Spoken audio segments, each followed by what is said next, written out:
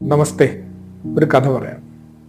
ഒരു ധനികനായ മനുഷ്യൻ, അയാളുടെ ആയുസിൻ്റെ അവസാനം അയാൾക്ക് ഒരുപാട് സ്വത്ത്, ഭൂസ്വത്തൊക്കെ ഇങ്ങനെ ആവശ്യത്തിലേറെയുണ്ട്. അതൊന്നും നോക്കി നടത്താനുള്ള ഒരു പ്രായം എനിക്കിപ്പോൾ ഇല്ല. എന്നാൽ ആരെയും അത് ഏൽപ്പിക്കാനുള്ള ഒരു മനസ്സും അയാൾക്കില്ല.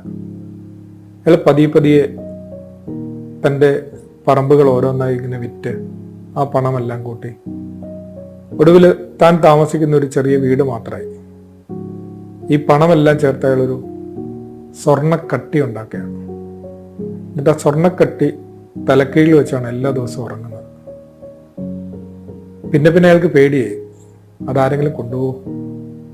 അയാൾ മുറ്റത്ത് ഒരു കോണിൽ ഒരു കുഴിയൊക്കെ കുഴിച്ച് ഈ സ്വർണ്ണക്കട്ടി അതിനുള്ളിൽ വെക്കുകയാണ്. എന്നിട്ട് എല്ലാ ദിവസവും പാതിരാത്രിയാകുമ്പോൾ പതിയെ അവിടെ പോയി ആ കുഴിയൊക്കെ ഇങ്ങനെ മാറ്റി, മണ്ണൊക്കെ മാറ്റി, അല്ലെങ്കിൽ ആ സ്വർണ്ണക്കട്ടി ഇങ്ങനെ കുറേ നേരം താലോലിക്കും. എന്നിട്ട് വീണ്ടും അത് അവിടെ തന്നെ വയ്ക്കും. ഒരു കള്ളൻ ഇത് കണ്ടു.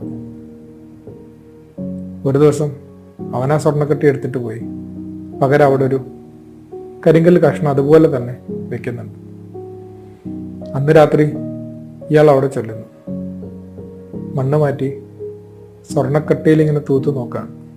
പക്ഷെ കരിങ്കല്ലാണ്. അയാളിങ്ങനെ നിലവിളിച്ച് കരയാണ്. ആളുകൾ ഓടിക്കൂടി. എന്താ കാര്യം?